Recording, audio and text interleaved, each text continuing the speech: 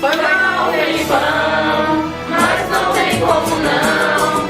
Esse ano eu não estou torcendo pro Brasil ser campeão. Vejo se isso tem condições, gastando mais de 10 milhões pra fazer a Copa.